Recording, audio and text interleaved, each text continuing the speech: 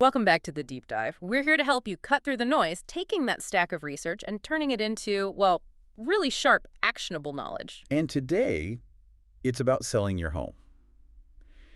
But we're pushing past the sentimentality. Right. We're adopting that cold, calculated mindset, like an investor. Exactly. The mission today is executing a profitable sale. That means moving past emotional pricing, looking squarely at what the market data tells us. It's a really key distinction, isn't it, for you, the listener, to grab hold of right away. It is.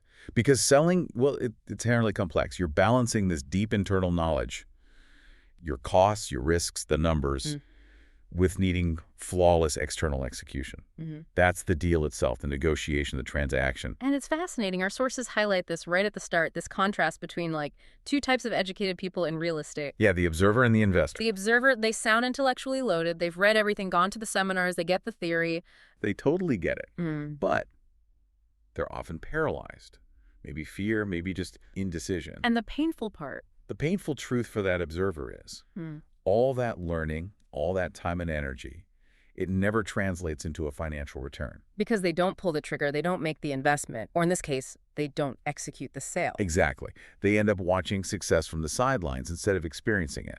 So our goal today is helping you embody that investor mindset. Which is all about decisive action, but rooted in Data-driven wisdom. That's the core. Absolutely. So the investor sees the property not as, their beloved home with all the memories, Right. but as an asset that needs to perform. And the very first step in making it perform, accurately establishing its true market value, its baseline. Okay, let's get into that. Section 1, the science of the sale. We really have to start with understanding the, let's say, sophisticated buyer mindset. Okay. When you're selling, especially if you think you might attract investor-type buyers, you're selling space, yes, but also potential appreciation, potential ROI. So my beautiful, expensive custom tile I picked out, or the designer paint colors I agonized over. Not the primary driver. Not for that kind of buyer anyway. It sounds like if an agent is just focused on how cute everything looks, maybe how charming the kitchen is, that could be a red flag, a distraction. It can be a massive distraction from the hard numbers, the numbers that really drive a profitable deal for you. Why is that raw data, those numbers, so much more critical than, say, curb appeal at this initial valuation stage? Because the formal foundation of valuing a property, it rests on objective data, not personal taste. Right. For smaller residential buildings, like most personal homes, the assessor, the appraiser, they rely almost entirely on comparable sales. Comps. Okay. They're generally not using the complex income capitalization methods you'd see for, like, a huge shopping mall. Yeah. The market's already spoken. It's spoken through what properties just like yours nearby have recently sold for. So the goal is alignment. And this sounds like a big psychological hurdle for sellers. It really is. Let's say you poured $50,000 into a bathroom remodel. You feel your place is worth $500,000 now. Makes sense emotionally. Sure. But if every similar home, same location, same basic stats, sold last month for $475,000. Then the market value is $475,000. That's the hard data you have to accept. The investor accepts it. And what happens if you don't? If you dig your heels in on that $500K? Well, beyond the obvious pain of your listing just sitting there, unsold. Yeah. Think about taxes. If your property somehow got appraised for tax purposes way higher than its true market value, the value shown by those comps, you'd actually be paying a disproportionate share of local taxes. More than your fair share based on what it's really worth. Exactly. The investor gets this. They trust the comps, implicitly. And this leads us right into that trap of unrealistic expectations. Our sources pointed out how much time agents waste. Oh, huge amounts of time. How they could be closing deals, frankly. They waste it on unmotivated sellers. Sellers who are, as one source put it, forever in this category. It sounds like the ultimate observer mindset, but playing out in the selling game. It is. This seller has these two fantasies, right? And they can't both happen. Okay, what are they? Fantasy 1, sell their current place for, I don't know, $30,000 over market. Fantasy 2, turn around and buy their next place for $25,000 under market. Yeah, that's unlikely to align. It will never align. They're waiting for perfect conditions that just don't exist. So they rarely sell, rarely buy, and they burn out every agent they talk to. It feels like a kind of paralysis. Huh? Maybe born from not quite getting the link between risk and price. I think that's right. We see in the sources great uncertainty in the market. Think foreclosures, where you don't know the condition, timelines are tight. Right, lots of unknowns. That produces drastically lower sales prices. Okay. So conversely, when a seller prices realistically, provides good information, full disclosures, they're reducing uncertainty for the buyer. And reducing uncertainty helps maintain the price. Precisely. It maintains price integrity. Overpricing. That introduces uncertainty. Buyers start wondering, what's wrong with this place? Why isn't it selling? And then the price drop has to be even bigger later on. Usually, yes. Steeper than if it had been priced right from day one. Now, for our investor-minded listener, maybe someone's selling a duplex or a property with rental potential. The idea of market value needs a bit of a tweak, right? Income has to factor in. Absolutely. This is where net operating income, NOI, becomes your guiding star. NOI.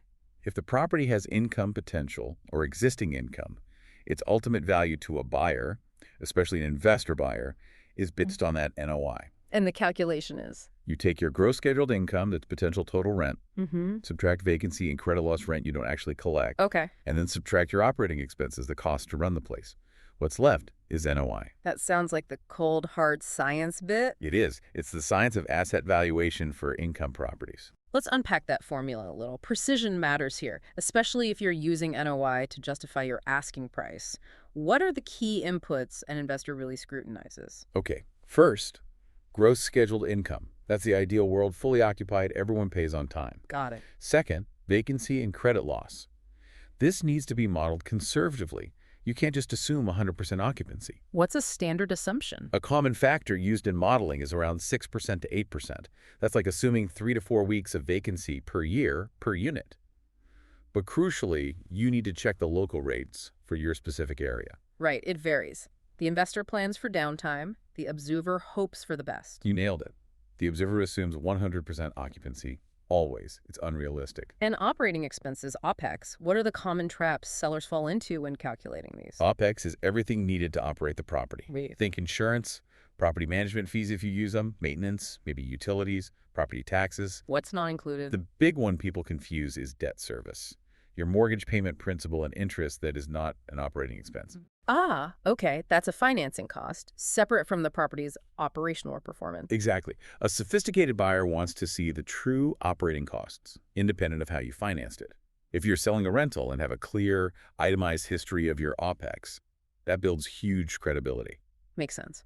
So if we know the NOI, how does that connect to the final asking price? You mentioned the cap rate. Right, the capitalization rate or cap rate. It's essentially the expected rate of return an investor wants on this type of property in this market. So it's like the market's required yield? Sort of, yeah. Mm. If a buyer knows the typical cap rate for similar properties is, say, 7% or 0.07, they'll take your property's NOI and divide it by that cap rate. Okay, give us an example. Sure. Let's say your property generates $35,000 in NOI per year, and the market cap rate for this kind of property is 7%. So $35,000 divided by 0.07? Gets you $500,000. That's the estimated market value based on its income. Wow. So changing that cap rate expectation even slightly has a huge impact on value. Huge. If the market suddenly demanded an 8% return, that same $35,000 NOI property is now worth only about $437,500. So the investor knows. Boost the NOI or demonstrate lower risk to justify a lower cap rate, and you can justify a higher price. That's the game. And finally, on valuation. Huh.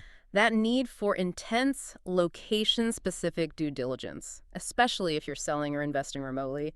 Photos aren't enough. Absolutely not enough. You need that true feel for the location, as the source says. Which means? Boots on the ground. Either you go yourself or you hire someone you trust implicitly. Drive the streets, see the difference between this block and the next block over. Talk to local agents who specialize in that exact micro market. It sounds like stimping here is penny-wise, pound-foolish. Totally. Think about it. A $300 plane ticket versus mispricing your sale by $20,000 or buying a bad remote deal that costs you tens of thousands later. The investor invests in good information. The observer, they guess. Okay, so we've nailed down the science of valuation. Now we pivot to putting capital to work, strategic enhancements. Right. And this is where we apply that idea of marginal gains, that sort of atomic habit approach to improvements. We're not talking about a full gut job necessarily. No, not unless the numbers absolutely demand it. We're looking for small, incremental improvements, but ones with high ROI, the building blocks of a better result. Focusing on the system of improvement, not just one big, flashy renovation. Exactly. An investor doesn't spend money on upgrades that don't give a financial return, either through a higher price or by reducing holding costs, selling faster. Every dollar spent is an investment that needs to perform. Correct. Which brings us to costs. You need ruthless transparency here. And this is where it gets tricky, especially with contractors. The sources highlighted this issue with lump sum bids. Oh, yeah. Sellers often get a bid like $40,000 for kitchen, baths, paint. Just one number. Which makes it impossible to figure out the ROI on, say, just the kitchen part. Impossible. The investor must demand itemized tasks. You need to see materials costs separate from labor cost for every single part of the job. But contractors might push back on that. Many will. They like the opacity. It protects their margins, makes it harder for you to compare specific parts of their bid with another contractor's. Some might even refuse. So how does a seller, our listener, handle that? How do you negotiate for that level of detail? You frame it professionally. It's a necessary part of your investment modeling. Look, to move forward, I need a line item breakdown. You need benchmarks too, right? To know if the breakdown is reasonable. Absolutely. Yeah. You need to know the going rates. General labor, maybe $25, $40 an hour in your area. Specialty trades, electrician, plumber, probably $70, $100 an hour. And materials. Know some basics. Like standard semi-stock kitchen cabinets might run about $150 per linear foot installed. Knowing these market costs gives you leverage. And if the contractor still refuses to itemize, They're off your list. Find someone who understands you're treating this as a business decision. that transparency, it unlocks the power of those marginal gains. Let's use the classic example, countertops. Perfect example. The observer might just say, tile is cheapest, let's do tile. The investor analyzes the market. Maybe putting in attractive granite or quartz only costs, say, 12% more than plain, maybe dated-looking tile. Right. But what if that 12% extra spend is the thing that gets you multiple offers? Or, crucially, what if it shaves 3 weeks off your time on market? Ah, the holding costs. Exactly.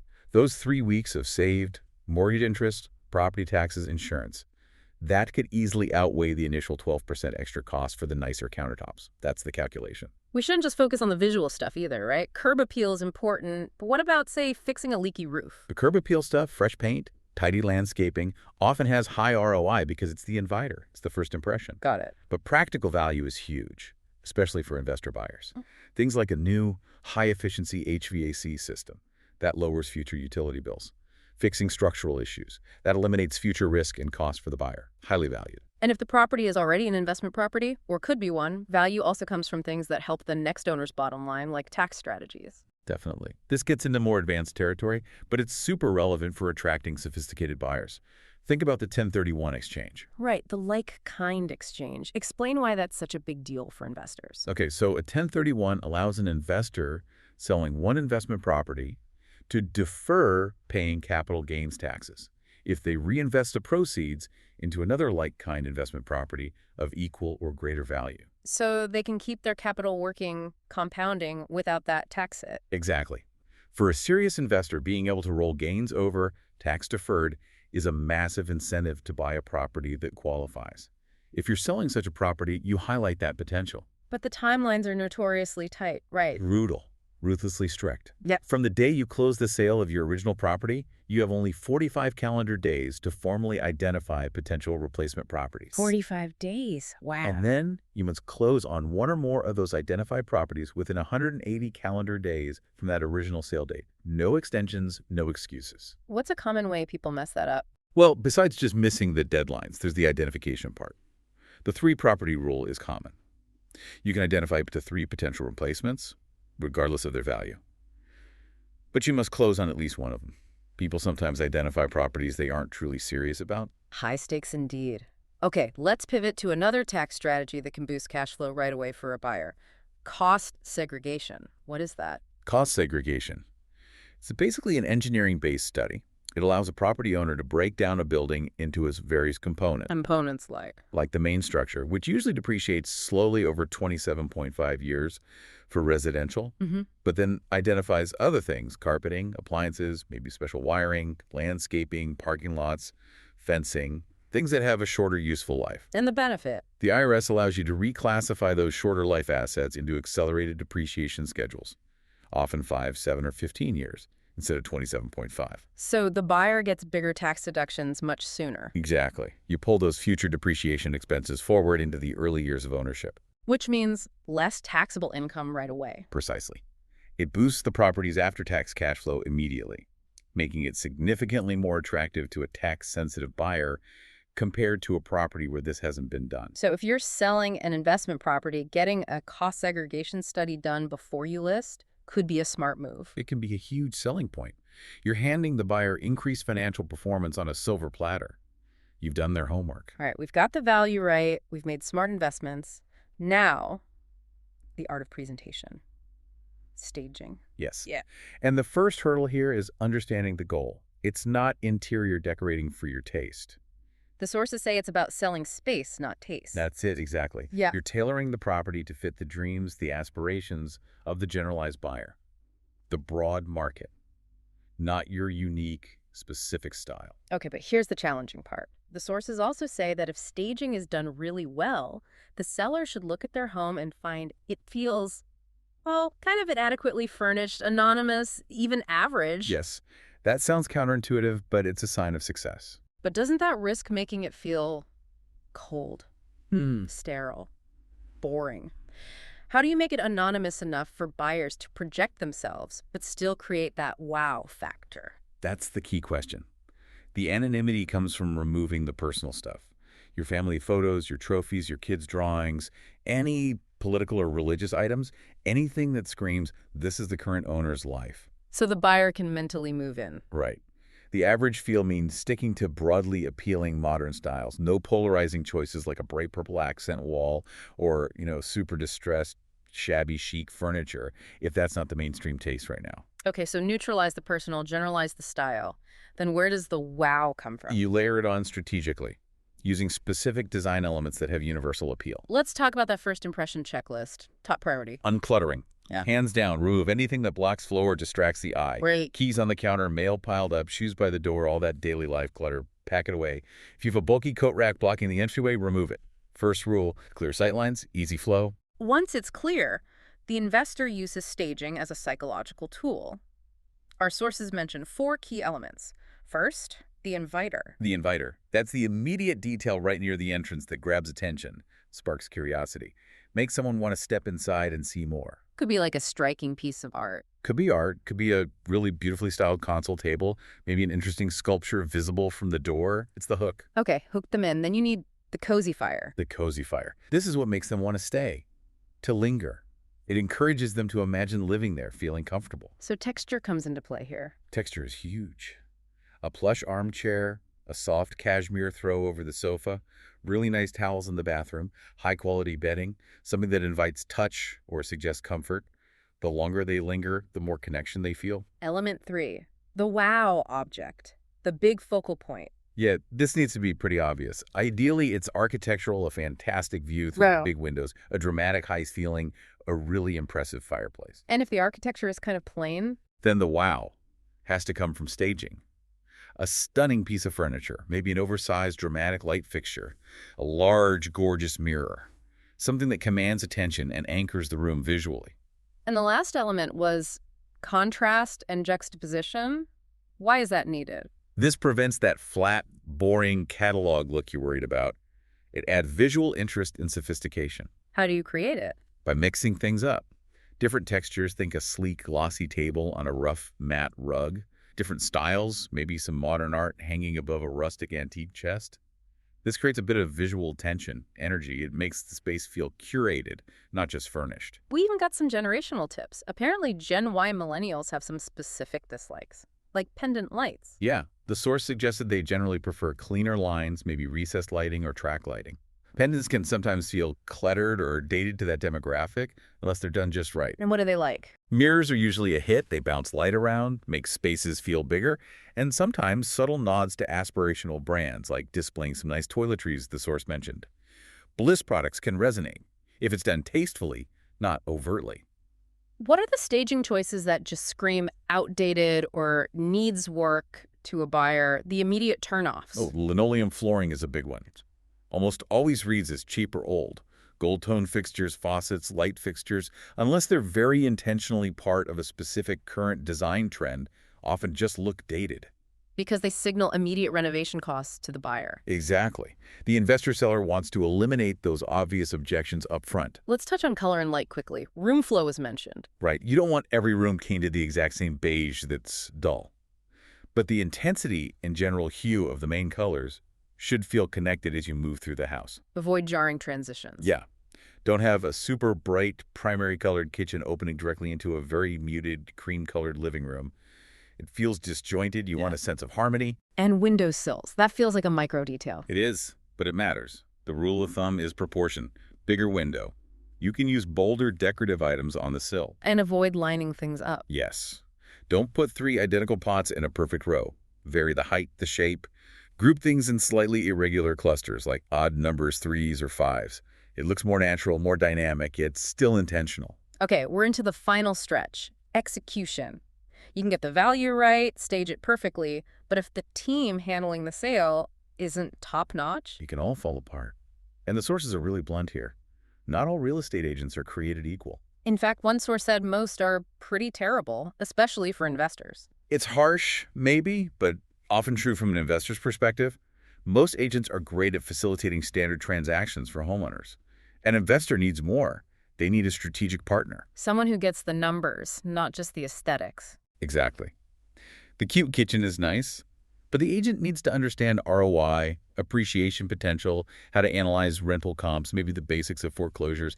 They need to speak the language of cap rates and IRR, not just granite. So for our listener, when they're interviewing agents, what are some concrete questions they can ask to suss out if the agent has that investor mindset, to filter out the observer agent? Good question. Ask them something like, when you pull comps, how do you adjust for differences in property condition or specific upgrades? See how detailed they get? Test their analytical skills. Right. Or ask, what are the current average vacancy rates and typical property management fees in this specific neighborhood? Test their local investor market knowledge. Okay. And maybe the most telling, describe your communication policy. What happens if a strong offer comes in at 9 p.m. on a Saturday? That gets to responsiveness. And speed. The sources flag speed as critical. Often the #1 factor in getting a competitive deal accepted. Real estate moves incredibly fast sometimes. So an agent who works 9 to 5, phone off on weekends. You will lose deals, period. A great agent is reachable. Multiple ways, phone, text, email. They understand that when an offer needs a response now, they need to be available to act immediately. Speed equals market advantage. For the investor, absolutely. Okay, let's talk negotiation strategy. There was a great piece of advice about making or receiving offers. Don't obsess over what the other side will accept. Yeah, I love that one. They will let you know if you are too low. Or too high, presumably. Right. So your focus should be... Your focus should be setting your anchor point, whether you're making the offer or responding to one based purely on the data and your financial requirements, your walkaway number. Sellers often get nervous about countering too aggressively, right? Fear of offending the buyer. They do. It's emotional. Yeah. But the investor knows the emotional temperature is secondary. The final number, the terms, that's what matters. Negotiation is part of the process. Don't be afraid to push for your target. And this idea of flexibility, getting creative, it really comes into play with seller financing. Oh, absolutely. Seller financing opens up a whole world of possibilities because you're not bound by rigid bank rules. What kind of things become negotiable? Pretty much everything. The interest rate, the repayment term, the payment dates, whether there's a balloon payment, it's all on the table. So it can rescue a deal that might not work with traditional lending. Exactly. Maybe the buyer is solid but just shy of bank qualification. Seller financing can bridge that gap.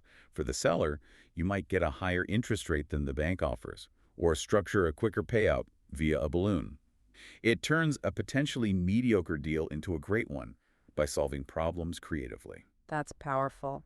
Okay, let's wrap up by connecting the dots between an individual property's value and the bigger picture neighborhood perception, external forces. Right. Historically, sources mention things like deed covenants, requiring houses to be set back a certain distance, or cost a minimum amount to build. What was the goal there?